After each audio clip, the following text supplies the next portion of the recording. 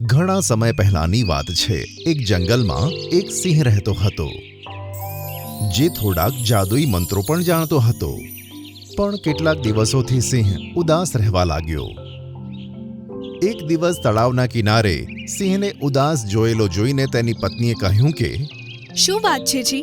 ઘણા દિવસોથી જોઈ રહી છું, તમે કેમ આટલા ઉદાસ રહો છો? કેટલાક દિવસોથી મને મારા માનેલા ભાઈની યાદ આવે છે।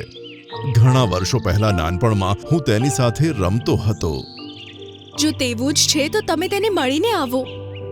પણ કેવી રીતે? જો હું જંગલને છોડીને તેને મળવા માટે જતો રહું ને, તો રાજા વગર જંગલ નિરાધાર થઈ જશે। આટલું કહીને સિંહ ચૂપ થઈ ગયો અને ગુસ્સાથી પોતાની પત્ની સામે જોઈને બોલ્યો, અને હું તને પણ જંગલમાં છોડી નથી શકતો, કારણ કે તું કોઈ જ કામની નથી। આખો દિવસ બસ મેકઅપ કરવાનું, બીજું કશું નથી આવડતું। તમે તો આખો દિવસ ફક્ત મારા મેકઅપની પાછળ પડ્યા રહો છો। અરે, જંગલના રાજાની પત્ની છું, મારે રાણી જેવા દેખાવું પડે। આમ તો તમારી સમસ્યાનો મારી પાસે એક ઉપાય છે। કયો ઉપાય? તમે તો જાદુ પણ જાણો છો ને, કંઈક જાદુનો ચક્કર ચલાવો અને હા, હું પણ તમારા ભાઈને મળવા માટે તમારી સાથે આવીશ। ક્યારેક ક્યારેક તો અક્કલની વાત પણ કરે છે। હું તો હંમેશા જ બુદ્ધિની વાત કરું છું, પણ તમને મને મહેણા મારવા સિવાયનો સમય મળે તો ને। સિંહ પોતાની પત્નીને જવાબ આપ્યા વગર પોતાની ગુફામાં જતો રહે છે અને મંત્ર બોલવા લાગે છે, ઝલક દિખલા જા, ઝલક દિખલા જા, જાદુઈ શલાકા એક બાર આજા। સિંહ આ મંત્ર બોલ્યો જ હતો કે ત્યાં તેની ગુફામાં લાલ રંગનો ધુમાડો નીકળવા લાગ્યો। થોડી જ વારમાં તે ધુમાડામાંથી એક સ્ત્રી નીકળીને બહાર આવી। તમે મને કેમ બોલાવી જંગલના રાજા? હું મારી પત્નીની સાથે મારા માનેલા ભાઈને મળવા જાઉં છું। તો તને રોક્યો કોણે છે? જા, મને કેમ બોલાવી? શલાકા સામે જોઈને સિંહ પોતાની બધી જ મુશ્કેલી તેને કહેવા લાગે છે। અચ્છા, તો તેમ વાત છે। ચિંતા કેમ કરો છો? મારી પાસે તમારી સમસ્યાનો એક સચોટ ઉપાય છે। તમે ચિંતા મુક્ત થઈને તમારી પત્ની સાથે તમારા ભાઈને મળવા માટે બીજા જંગલમાં જતા રહો। હું મારી જાદુઈ શક્તિઓ દ્વારા ગુફાની બહાર મીણના સિંહનું એક પૂતળું બનાવી દઉં છું। આ કેવો બકવાસ ઉપાય છે? જો તડકામાં મીણનું પૂતળું ઓગળી જશે ને, તો મારી બધી પોલ ખુલી જશે। ચિંતા ના કરશો, જ્યાં સુધી તમે પાછા જંગલમાં નહીં આવો ત્યાં સુધી તે મીણના પૂતળાની સંભાળ હું પોતે રાખીશ। શલાકાની વાત સાંભળીને સિંહ પોતાની પત્ની સાથે ખુશીથી જંગલમાંથી જતો રહ્યો। શલાકાએ પોતાની જાદુઈ શક્તિથી ગુફાની બહાર એક મીણનું પૂતળું સિંહનું બનાવ્યું, જે દૂરથી અસલ સિંહ જેવું જ દેખાતું હતું। એક દિવસની વાત છે।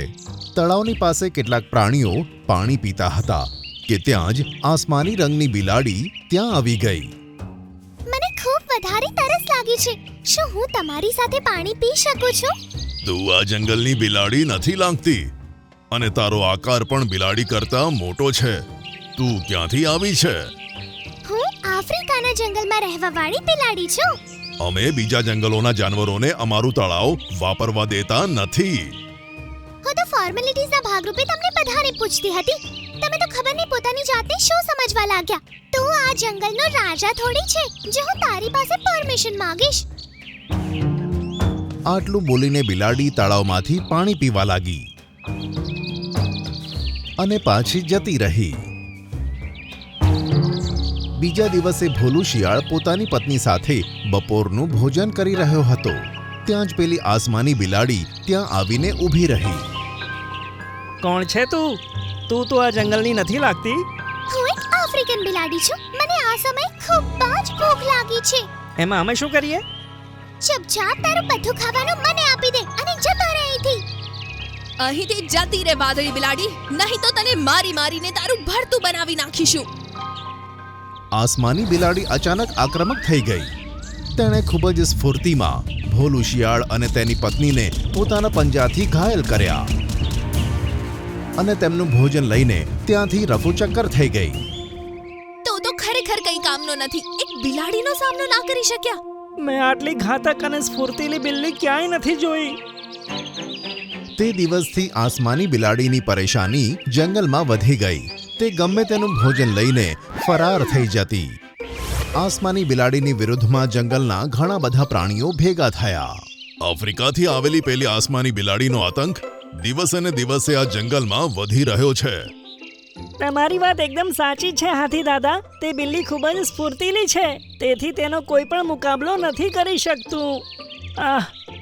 તે બિલાડીએ મારા મોઢા ઉપર પંજો મારીને મને ઘાયલ કરી દીધો હતો સાથીઓ. હજુ પણ મને દુખાઈ રહ્યું છે. બસ, હવે બહુ થયું. આપણે તે બિલાડીની ફરિયાદ જંગલના રાજાને કરવી જ પડશે. હવે વધારે સહન નથી થતું. એટલામાં જ પેલી આસમાની બિલાડી ઝાડ પરથી કૂદીને બધાની સામે આવીને ઊભી થઈ ગઈ અને ગુસ્સે થતા બોલી કે, અચ્છા, તો મારા વિરોધમાં તમે બધા એકમત થઈ રહ્યા છો અને મારી ફરિયાદ જંગલના રાજાને કરવા માંગો છો. જાઓ જઈને તે શોખ પણ પૂરો કરી લો. મારું જે ઉખાડવું હોય તે ઉખાડી લો. હું નથી ડરતી કોઈનાથી. હાથી દાદા ક્રોધિત થતા થતા દાંત પીસવા લાગ્યા અને બોલ્યા કે, આસમાની બિલાડી, તું કદાચ અમારા જંગલના રાજા સિંહને નથી ઓળખતી. જો તેમને તારી કરતૂત વિશે ખબર પડી ગઈ ને, તો એ જ વખતે તને મારી નાખશે. તે શું મને મારશે? હું પોતે તમારી આંખોની સામે તે સિંહને જીભથી મારી દઈશ. જો વિશ્વાસ નથી તો આવો મારી સાથે. બધા જ જાનવર આશ્ચર્યચકિત થઈને બિલાડી સામે જોવા લાગ્યા.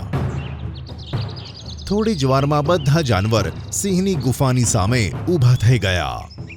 પેલી સામેની ગુફાની બહાર તમારા જંગલનો રાજા જ ઊભો છે ને? તને ઓછું દેખાય છે કે શું? હવે તમે પોતે તમારી આંખોથી મારા પંજાથી સિંહને મરતો જોશો. આટલું કહીને પેલી આસમાની બિલાડી દોડતા દોડતા પેલા મીણના સિંહના પૂતળા પાસે પહોંચી ગઈ. ત્યાં અચાનક સિંહે ગર્જના કરી. તો મીણનો સિંહ હતો ને? સાચો સિંહ ક્યાંથી થઈ ગયો?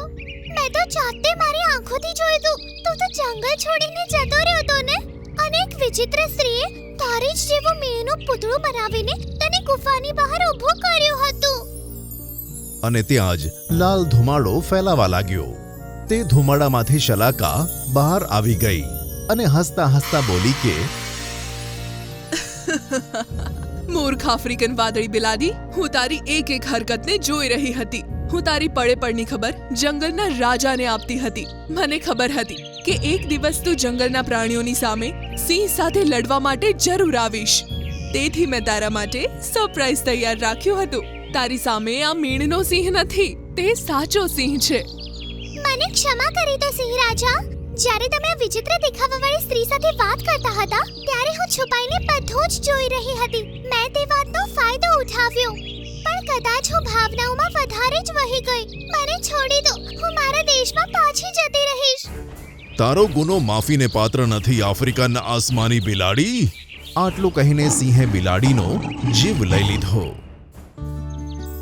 ત્યાર પછી જંગલના બધા જાનવરો પ્રેમથી રહેવા લાગ્યા.